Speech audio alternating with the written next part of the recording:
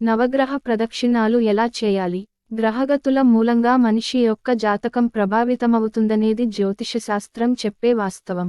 ఇది చాలామంది జీవితాల్లో సత్యమై ప్రకాశించడం కూడా మనం గమనించవచ్చు. ఈ గ్రహగతుల మూలంగా ఎదురయ్యే ఆటుపోట్లని తట్టుకోవడానికి సులభమైన ప్రక్రియ నవగ్రహ ప్రదక్షిణలు.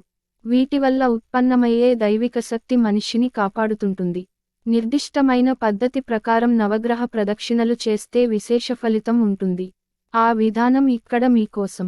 నవగ్రహాల మధ్య తేజస్వి అయిన సూర్యుడు తూర్పుముఖంగా ఉంటాడు. సూర్యుని ముందు శుక్రుడు కూడా తూర్పుముఖముగా ఉంటాడు. సూర్యుడికి కుడివైపు కుజుడు దక్షిణాభిముఖంగా ఉంటాడు. శుక్రునికి కుడివైపు పడమర ముఖంగా చంద్రుడు ఉండగా, ఎడమవైపు బుధుడు ఉత్తరాభిముఖంగా ఉంటాడు. సూర్యునికి వెనుక వైపు శని మహాత్ముడు పశ్చిమాభిముఖంగా ఉంటాడు. శనికి ఎడమవైపు రాహువు ఉత్తరాభిముఖంగానూ, కుడివైపు కేతువు దక్షిణాభిముఖంగానూ ఒకరిని ఒకరు చూసుకుంటూ ఉంటారు. ఇది ప్రశస్తమైన ప్రతిష్ఠ. సూర్యుని చూస్తూ లోనికి ప్రవేశించి ఎడమ వైపు నుండి, చంద్రుని వైపు నుండి కుడి ప్రక్కకు 9 ప్రదక్షిణలు చేయడం శ్రేష్టం. ప్రదక్షిణలు పూర్తయిన తరువాత కుడి వైపు నుండి ఎడమవైపునకు, అనగా బుధుడి వైపు నుండి రాహువును కేతువును స్మరిస్తూ 2 ప్రదక్షిణలు చేయవచ్చు.